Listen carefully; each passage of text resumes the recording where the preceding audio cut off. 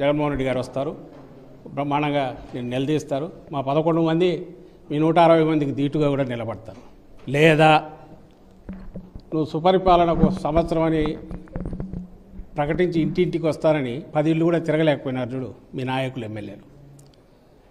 ఇప్పుడు అదే పని ఇంటింటి దగ్గరికి పోండి, అక్కడ మిమ్మల్ని ఒకరో ఉండి జనమే ఎట్లా వెంటబడి కొడతారో తెలుస్తుంది, అక్కడైనా తెలుస్తుంది. అసెంబ్లీనా ప్రజాక్షేత్రమా?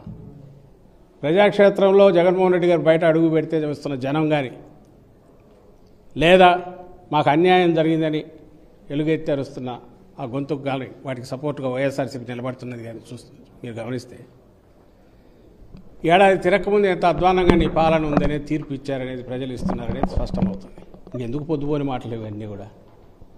ఎందువల్ల మళ్ళీ చెప్తాను, నీకు ధైర్యం ఉంటే ప్రతిపక్ష హోదా ఇవ్వు, వచ్చేస్తాం. చిన్న మాట మీ స్పీకర్కి చెప్పి ఒక అఫిడవిట్ ఫైల్ చేస్తే సరిపోతుంది. ఇమ్మీడియట్ వస్తారు, ఎట్లుంటుందో ఆ గొంతుకు వినిపిస్తారు. లేదా ప్రజాక్షేత్రంలో ఎలాగో చేస్తున్నావు, అసలు అవి ఎక్కర్లా. జగన్మోహన్ రెడ్డి గారు పెడుతున్న ప్రెస్ కాన్ఫరెన్స్లో ఆయన వేస్తున్న ప్రశ్నలకు నువ్వు సమాధానం ఇవ్వలేక బూతులకు లంఘించుకుంటాడు. నువ్వు, నీ వెనకుండే గణం, నీ మాఫియా గణం ఉంది కదా, మీరందరూ, మీ నాయకులు అందరూ, సో వాటికే ఆన్సర్ ఇవ్వలేకున్నారు. నువ్వు నెలకు ఒకసారి పెన్షన్ ఇంకోటోని ఓ మైక్ పెట్టుకొని, లేదా పక్కన ఊరు లేకుండా ఒక్కడివే పెళ్ళి పబ్లిసిటీకి తయారు చేసుకుంటున్నది అదే చూస్తున్నాం. అది కాకుండా నువ్వు జనంలోకి వెళ్ళు, తెలుస్తుంది. ఎందుకు ఇవన్నీ పొద్దుపోని మాటలు? అంటే మీరు విధ్వంస పాలనని పులివెందుల ప్రజలు కూడా గుర్తించారు కాబట్టి మనం ఉప ఎన్నికలు ఓడించారని కూడా మాట. అది ఎన్నికైతే కదా జరిగింది, ఎన్నికైతే ఏమన్నా అనుకోవచ్చు. ఆయన అనుకొని ఆయన భుజాలు ఆయన చర్చుకొని, ఇది ఇప్పుడు అసెంబ్లీ మాదిరే, అసెంబ్లీ జరిగి తనకు కొంచెం రాలేక బెదురుకున్నారు, మేము బ్రహ్మాండంగా పాలిస్తున్నామని ఎట్లా సెల్ఫ్ సర్టిఫికేట్ ఇచ్చుకుంటాడు, అట్లా అనడానికి ఉపయోగపడుతుందేమో వాటి. కానీ అక్కడ ఎలక్షన్ ఎక్కడ జరిగింది ఆయనకు తెలియదా? అది ఎలక్షన్ జరగలేదు. అండ్ అధికారులు, పోలీసులు పోయి ఆడ నడిపింది అది ఒక ఫార్సు, ప్రహసనం. ఓట్లు వాళ్ళే గుద్దుకున్నారు, వాళ్ళు సర్టిఫికేట్ ఇచ్చుకుంటున్నారు తప్ప ఏం జరగలే. నిజంగా అదే వేరే ఏ పరీక్షలు ఎక్కర్లే. మేము మాట్లాడడమో ఆయన మాట్లాడడమో ఇవన్నీ ఎందుకు? కావాల్సినంత ఓపెన్ ఏరియా ఉంది. నిజంగా నువ్వు సంవత్సరంలో ఏదైనా చేసినావు అనుకుంటే ఎందుకు ఇల్లు తిరగలేకున్నారు మీ నాయకులు? మా నాయకులు ఆ రోజు తిరిగినట్టు 2-3 సార్లు తిరిగారు, ఒకసారి కాదు. జగన్మోహన్ రెడ్డి గారు పంపించారు, మా ఎమ్మెల్యేలు తిరిగారు. మీ వాళ్ళని పొమ్మనండి, ఇల్లు 10 ఇళ్ళు సరిగా తిరగమనండి వరుసగా. మేము చేసాం ఏడాది పాలన మోసం, దాని గురించి ఇప్పుడు చేస్తున్నాం. బాబు షూరిటీ మోసం గ్యారెంటీ అనే కార్యక్రమం, దానికి వస్తున్న స్పందన ఏంటి? మేము చేయగలుగుతున్న దీన్ని నీకు అంత అసెంబ్లీలో అంత మెజారిటీ ఉంది, బ్రూటల్ మెజారిటీ ఉంది, నీకు ఉంది, నీకు మందబలం అంత ఉంది, నువ్వేమో కిందికి వెళ్ళలేకపోతున్నావు. మరి చంద్రబాబు నాయుడు అక్కడే గమనించాలి ఏం జరుగుతుంది. అంటే పులివెందుల్లో అంటే నారా లోకేష్ సేవ క్రితం ట్వీట్ పెట్టారు సార్, పులివెందుల్లో జగన్ గారిని కలవడానికి సొంత పార్టీ కార్యకర్తలు కూడా వీఐపీ పాస్ చేస్తారా అనేది ఆయనకు వచ్చారు. నాకు ఏడ్చినట్టుంది. నీకు పాసులు ఏమి ఇచ్చారో నాకు తెలియదు, కానీ నీకు కానీ మీ నాయనకు కానీ ఎవరైనా అభిమానులను ఉంటే కదా, ప్రేమించే వాళ్ళు ఎవరైనా ఉంటే కదా, అభిమానులు వేల కొద్ది తరలి వస్తే అది ఎట్లుంటుంది అనేది తెలుస్తుంది. మీకు వెతుక్కోవాలి. ఏదో ఈ మధ్య ఎప్పుడు గుంటూరులో తిరుగుతున్నాడు, రోడ్ షో అని చేశాడు ఆయన చంద్రబాబు నాయుడు. ఒక్కడే రోడ్డు మీద పోతున్నాడు, చేయకుండా సెక్యూరిటీ తప్ప ఎవరు పక్కన లేరు. జగన్మోహన్ రెడ్డిని కలవడానికి రోజు వేల మంది వస్తుంటారు. ఆ వేల మందిని తీసుకోవడానికి ఆయన కలపడం ఎట్లడానికి కొన్ని పద్ధతులు ఫాలో కావడం ఎవరైనా చేయాలి. మీరు కేకలేసి అరిచినా వచ్చేవాళ్ళు ఎవరు ఉండరు. లేదా మీరు మొంగపోయి ఇల్లు తిరిగినా మీకు వచ్చి నమస్కారం పెట్టి దగ్గరికి తీసుకునే వాళ్ళు ఎవరు ఉండరు. లేదా మీ దగ్గర వచ్చేసి తమ గోడు చెప్పుకునే వాళ్ళు కూడా ఎవరు ఉండరు. ఎందుకంటే గోడు చెప్పినా మీరు పట్టించుకొని అలాంటిదే. మీ నాన్నకు కానీ నీకు కానీ అభిమానులు ఉండరు, ప్రేమించే వాళ్ళు ఉండరు. మిమ్మల్ని వచ్చి ఒక్కసారి మీ దగ్గర మిమ్మల్ని పలకరిస్తే చాలనుకునే వాళ్ళు ఉండరు. ఇక్కడ జగన్మోహన్ రెడ్డి గారిని కలిస్తే చాలనుకునే వాళ్ళు రోజు వేల మంది వస్తుంటారు. వస్తున్న దాన్ని ఏ రకంగా ఇచ్చేయాలి, అందరూ కలిసి వీలైనంత ఎక్కువ మంది కలిసేట్టు ఎట్లా చేయాలి అనుకోవడానికి ఏర్పాటు ఖచ్చితంగా చేస్తాం. మీకైతే అవసరం ఉండదు కాబట్టి ఏదో అంటారు అందరి ద్రాక్ష పుల్లన, మనకు తెలియదంతా చెత్త పిచ్చిది అని లోకేష్ అనుకుంటా అంటే ఆయన అజ్ఞానానికి జాలిపడడం తప్ప ఏం చేయలేదు. 30 ఏళ్ళు రాజకీయ జీవితం ముఖ్యమంత్రిగా చంద్రబాబు నాయుడు చేసుకుని సెలబ్రేషన్స్ కూడా పెద్ద ఎత్తున చేసుకున్నారు. సంస్కరణలన్నీ కూడా చంద్రబాబు తీసుకొచ్చారు. 30 ఏళ్ల వెన్నుపోటు ఇది ఉత్సవాలు, అసలు వార్షికోత్సవాలు కూడా జరిపితే బాగుంటుంది. జరుగుతున్నాయి కూడా. 30 ఏళ్ళు అనగానే గుర్తొచ్చేది ఎవరికైనా ఎన్టీ రామారావుని ఎట్లా దించాడు, ఆ దించడమే కాదు ఆయన్ను రోడ్డు మీద ఎట్లా పడేశాడు కట్టుబట్టలతో, ఆస్తులు కూడా లాక్కొని. వ్యవస్థలను అప్పుడు ఎట్లా మేనేజ్ చేసి ఘోరంగా అవమానకరమైన రీతిలో చేశాడనేది ఈ సమకాలీన చరిత్ర తెలిసిన వాళ్ళందరికీ తెలుసు. లక్కీగా అప్పటికి వీడియోలు కూడా ఉన్నాయి కాబట్టి ఈరోజు కూడా ఆ దినం వస్తే మన ప్రజలు కూడా మళ్ళీ మళ్ళీ చూస్తుంటారు ఎన్టీఆర్ గారు ఎట్లా తిట్టిపోశారో, జామాత దశమగ్రహమా ఏదో ఇట్లాంటి పేరుతో ఏ రకంగా ప్రపంచంలోనే ఇంత నటుడు ఇంత దుర్మార్గుడు ఎవరు ఉండరని ఏ రోజు సర్టిఫికేట్ ఎట్టించాడో ఎన్టీఆర్ గారు, ఇవి అందరికి గుర్తున్నాయి. అవి గుర్తు చేసుకోవడానికి కరెక్టు ఇది. అండ్ చంద్రబాబు నాయుడు గారు కూడా అదే గుర్తు పీడకరానండి ఇంకొకటేనండి. తన ఘనకార్యం అంటే గుర్తొచ్చేది ఇదే వస్తే ఎందుకంటే ఆయన చేసిన ఏకైక ఘనకార్యము దాన్ని ఏమంటారు డూబియస్ రికార్డ్ అంటాం. దాంట్లో ఆయన చేసిన గొప్ప ఇదేంటంటే అత్యధిక మెజారిటీతో గెలిచిన ఎన్టీఆర్ గారిని అన్ని దీనిలను వదిలేసి అడ్డదారిలో అడ్డంగా దించేసి వాళ్ళ కుటుంబాన్ని కూడా మభ్యపెట్టి తన వైపు తిప్పుకొని సైకలాజికల్గా మేనేజ్ చేసి లేని మెజారిటీని చూపించుకొని, అంటే అన్ని రకాల నవరసాలు ఉన్నాయి దాంట్లో ఆ రోజు జరిగే దాంట్లో. ఆఖరికి వ్యవస్థలను కూడా మేనేజ్ చేశాడు. కోర్టులో కూడా అలాంటి తీర్పు తెచ్చుకొని కంప్లీట్ ఆస్తులతో సహా కొల్లగొట్టాడు. ఈరోజు ఆ ఎన్టీఆర్ ట్రస్ట్ అయితే ఇవన్నీ కూడా పర్సనల్ దీనికి తీసుకొచ్చేసుకున్నాడు ఇమ్మీడియట్ తను రావడంతోనే. అంటే ఒక పొలిటికల్ పార్టీ పెట్టిన దాన్ని లాగేసుకోవడమే కాకుండా ఆస్తులన్నీ లాక్కోవడమే కాకుండా వాటిని తన పర్సనల్ దీంట్లో కూడా మార్చుకునే ప్రయత్నం కూడా చేశాడు. సక్సెస్ఫుల్గా అయ్యాడు అందులో చాలా బాగా. ఇలాంటి వాటన్నిటికీ డూబియస్ రికార్డ్ ఏదైనా ఉంటే ఆయన హిస్టరీ, ఆయన 30 ఏళ్ల ఘనకార్యాలు వాటిని తలుచుకోవడానికి పనికొస్తుంది. కామెంట్ చేశారు. జగన్మోహన్ రెడ్డి గారు ప్రజాస్వామ్యం గురించి మాట్లాడుతున్నారు. ప్రజాస్వామ్యంలో ప్రతిపక్షం అనేది అసెంబ్లీకి వచ్చి ప్రజా సమస్యలు చర్చించాలని స్పీకర్ గారు కామెంట్ చేశారు. ఇప్పటికైనా అసెంబ్లీకి వస్తారా లేదా చెప్పమని అడుగుతాం. సింపుల్. నేను ఇంతకుముందే చెప్పాను కదా, ఆయన ఒక్క మాట కోర్టులో కేసు ఉంది. ప్రతిపక్ష హోదా ఎందుకు అడుగుతున్నాం అనేది కూడా దాంట్లో ఎక్స్ప్లెయిన్ చేశాము. అది ఒక కిరీటం కాదు, అది వస్తే సభా నియమాల ప్రకారం సమయం వస్తుంది కాబట్టి మాట్లాడచ్చు. సింపుల్గా ఆయన ఒక అఫిడవిట్ వేసేసి as will give whatever ah facilities టైంకి రిలేటెడో సభలో ఫ్లోర్లో వ్యవహరించడానికి ప్రధాన ప్రతిపక్షంగా గుర్తిస్తాం అని ఒక మాట అనేస్తే జగన్మోహన్ రెడ్డి గారు వస్తారు. ప్రజల గొంతుకు ఎట్లుంటుంది, ప్రతిపక్ష వాణి ఎట్లుంటుంది అనేది గతంలో వినిపించింది, మరింత బలంగా ఇప్పుడు వినిపిస్తారు. వినిపించడానికి కావాల్సిన, ఎందుకంటే మోసం అప్పటికి మించి ఇంకా ఎక్కువ చేశాడు కాబట్టి చంద్రబాబు నాయుడు నిలదీయడానికి కావాల్సినవి ఉన్నాయి. కానీ ఆయన స్పీకర్ నోట బూతులు తప్ప వేరే రావు. ఎవరు అయ్యన్న పాత్ర గారు ఆయన ఇలాంటి పెద్ద పెద్ద మాట్లాడలేదు కూడా లాభం లేదు. ఆయనకు తెలుసు తను ఏం మాట్లాడుతున్నాడో. అవి అక్కడికి వస్తే నిజంగా క్వశ్చన్ చేయడం ఏ రకంగా తమ తట్టుకోలేరనే విషయం ఆయనకు తెలుసు. ఆయన సిద్ధహస్తుడు ఏదన్నా అయితే బూతుల్లో సిద్ధహస్తుడు అవుతారు. మరి ఆయన స్పీకర్ స్థానంలో కూర్చొని మొన్న కూడా ఈ మధ్య కూడా నోరు పారేసుకున్నట్టున్నాడు. ఆయనకు తెలిసిన ఏకైక భాష కానీ ఇవి కానీ ఇదే ఉంది. ఇప్పుడు మనం అంటున్నందుకు మళ్ళీ తిడతాడేమో తగ్గుతుంది. బూతుల్లో ఎక్స్పర్ట్ ఆయన వచ్చి అసెంబ్లీ గురించి, దాని పవిత్రత గురించి, లేకుంటే అక్కడికి వచ్చి వ్యవహరించాల్సిన తీరు గురించి జగన్మోహన్ రెడ్డి గారికో వైఎస్ఆర్సీపీకో నీతులు వల్లించడం అనే దాంట్లో దానికి ఎలాంటి అర్థం ఉంటుందైతే నేను అనుకోవట్లేదు. సార్, ఫైనల్గా రుషికొండ బిల్డింగ్ల గురించి మన వరకు జగన్ ప్యాలెస్ అన్నారు, ఇప్పుడేమో టూరిజం బిల్డింగ్లు అంటారు. ఈ 2 నాలుగుల ధోరణి ఏ విధంగా వస్తుంది? అక్కడే తెలుస్తుందిగా.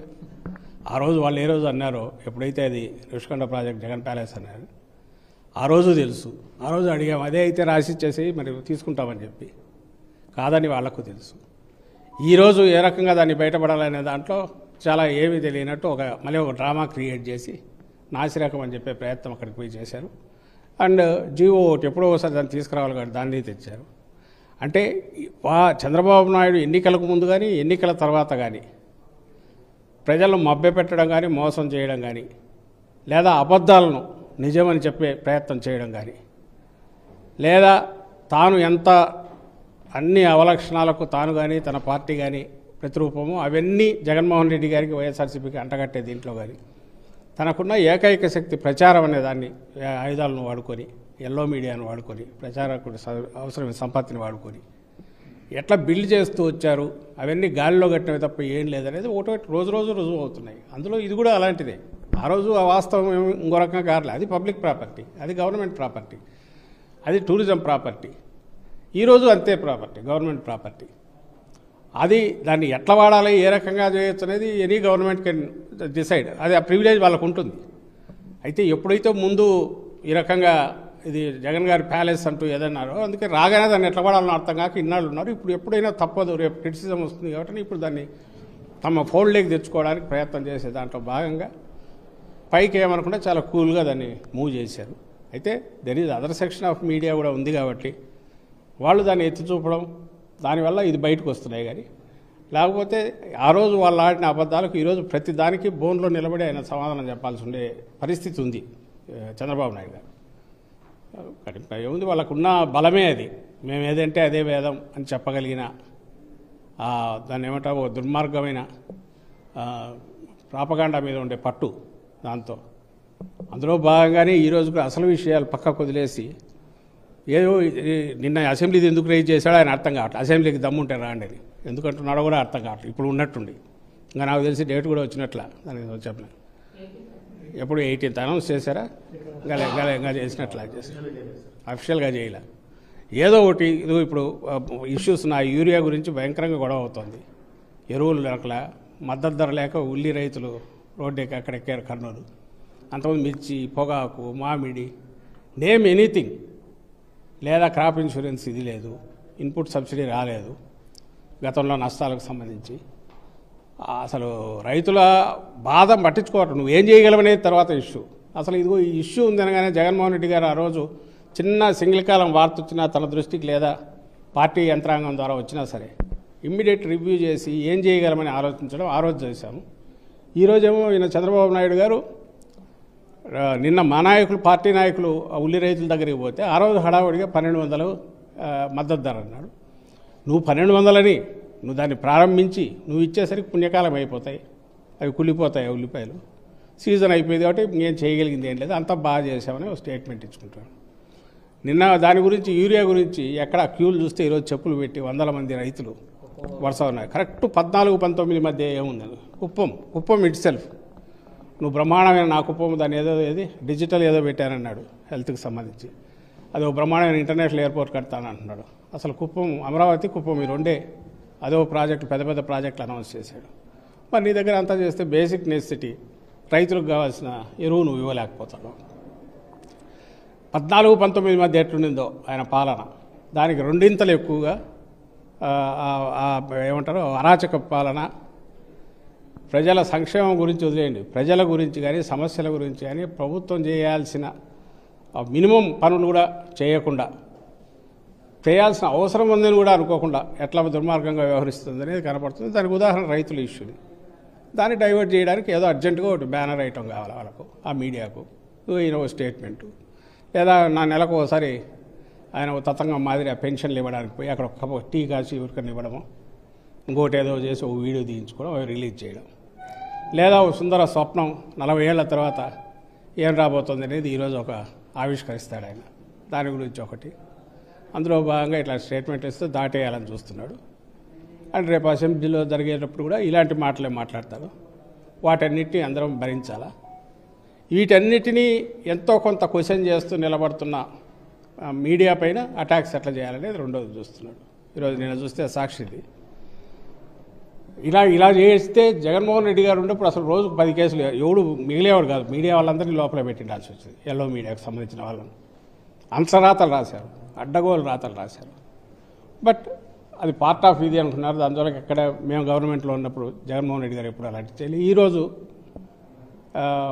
ఎవరో కంప్లైంట్ ఇచ్చారని చెప్పి ఇమ్మీడియట్ కేసు పెట్టడం, అర్ధరాత్రి మీడియా సంస్థలోకి వెళ్ళడం, బహుశా ఈ చరిత్రలో ఎక్కడా గమనించుండం. ఇంత బరితెగింపు ఎక్కడి నుంచి వచ్చిందంటే బయటకు వాస్తవాలు వస్తున్నాయి, దాన్ని తొక్కాలనే దాన్ని. బయటకు వాస్తవాలు రాకూడదు, తను చెప్పేదే పోవాలా, తను చెప్పేదే మెదడులోకి ఎక్కాల, సమస్యలు బయటికి రాకూడదు. రోజు ఈ పిక్చర్ ఇచ్చి తను చేసేదే అందరూ చదవాలి, అందరూ చూడాలి, అందరూ ఆ భ్రమలోనే ఉండాలని ఆయన కోరుకుంటున్నాడు. కాబట్టి సో అవేమి నిలబడడం అనేది ప్రత్యామ్నాయ మీడియా, ఆల్టర్నేటివ్ మీడియా ఉంది, సోషల్ మీడియా ఉంది, అలాగే పొలిటికల్ ఫోర్స్ వైఎస్ఆర్సీపీ ఉంది. కాబట్టి వీటిని ఎక్కడికక్కడ ఎదుర్కొంటున్నాం. ఇప్పుడు కూడా అదే చేస్తాం. మీరు మధ్యలో డైవర్ట్ చేయడానికి డైవర్షన్ పాలిటిక్స్ ఏదైనా చేస్తే కూడా వాటిని కూడా తిప్పి కొడతాం ఎక్కడికక్కడ అనేది ఆయన గమనించాలి చంద్రబాబు నాయుడు. సార్, చంద్రబాబు ఎక్కడో ప్రజలైతే కలవట్లేదు, కేవలం వారం 10 రోజులకు వస్తారు, ఒక స్కిట్ మాత్రమే నిర్వహిస్తున్నారు, 2-3 జనంతో కలిసినట్టు. ఎందుకని ప్రజల ముందుకు వెళ్ళలేకపోతున్నారు, ఎందుకు ధైర్యం చేయలేకపోతున్నారు? ఎందుకు చేయలేకంటే పోతే వెంటబడి కొడతారు కాబట్టి. పోతే ఎక్కడికక్కడ తరిమి కొడతారు. దానికి కావాల్సినన్ని అంటే మోసపోయామనే కోపం ఉంది ప్రజల్లో. ఘోరము మోసం చేశాడు. మోసం చేసి పైగా మీకు మేలు చేస్తున్నా నేను ఒక భ్రమ క్రియేట్ చేయాలని ప్రయత్నం చేస్తున్నాను. కనీసం గతంలో 14-19 మధ్య కొంతన్నా ఏమంటారు ఏదో ప్రయత్నం చేస్తున్నాననే చూపే ప్రయత్నం చేసేవాడు. ఏదో నేను ఇంప్లిమెంట్ చేసే ప్రయత్నం చేస్తున్నాను, ఇది చేసే అది ఇప్పుడు అది కూడా పట్టించుకోకపోగా పుండు మీద కారం రాసినట్టు, పుండు ఆయనే చేశాడు, దాని మీద కారం రాసినట్టు బ్రహ్మాండంగా పాలిస్తున్నాడు. అసలు ఇట్లాంటి పాలన అద్భుతం అని చెప్పేసి తను చెప్పించి చప్పట్లు కొట్టించుకుంటున్నాడు. సో కిందికి పోయి ప్రజల దగ్గరికి పోవాలంటే జంకు కాదు, భయమే ఉంది కాబట్టి ఏడాది నేను అనేది 2-3 ఏళ్ల తర్వాత దెర్ ఈజ్ ఏదైనా యాంటీ ఇన్కంబెన్సీ అంటే ఏడాది తిరిగేగానే కూడా ఒక్క సంవత్సరంలో మళ్ళీ ప్రజల దగ్గరికి పోలేకపోతున్నాడంటే అక్కడే తెలుస్తుంది వైఫల్యం ఎంత భయంకరంగా ఉందని. అందుకే ఎక్కడికి పోయినా ఒకడే ఉంటున్నాడు తప్ప 10 మందిని వెంటనే తీసుకొని పోలేకపోతున్నాడు. 10 మందిని జనంలోంచి పిలిచాడలేకపోతున్నాడు. జగన్మోహన్ రెడ్డి గారు అప్పట్లో రాజశేఖర రెడ్డి గారు పోతే 10 మంది ఎవరు ఇచ్చినా ఆ 10 మందిలో 8 మంది ఇదే ఒక 2-3 ఏదైనా సమస్యలు ఉన్నాయన్నా అది ఏముంది ఎందుకని సొల్యూషన్ చూపడానికి ట్రై చేసేవాళ్ళు. ఈయన పోతే 10 మంది సొల్యూషన్ అడగరు. నువ్వు ఇచ్చిన మోసాలు, నువ్వు ఇచ్చిన హామీలు ఏవైనాయి, నువ్వు మోసాల సంగతి ఏంటని అడుగుతారు. సో మాకు రావాల్సినవన్నీ కట్ చేస్తున్నావని అడుగుతారు, నిలదీస్తారు, క్వశ్చన్ చేస్తారు. సో అందరూ రోడ్డు మీద పడి ఉండడం వల్ల ఈ క్వశ్చన్లు అన్నీ వస్తాయి కాబట్టి ధైర్యం చేయట్లా. దాన్ని కప్పించుకోవడానికి ఇవన్నీ డైవర్షన్ చేయడము, కేసులు పెట్టడము, ఎవరన్నా గొంతెత్తితే దాన్ని తొక్కడము ఇది చేస్తున్నారు అడ్డగోలుగా చేస్తారు.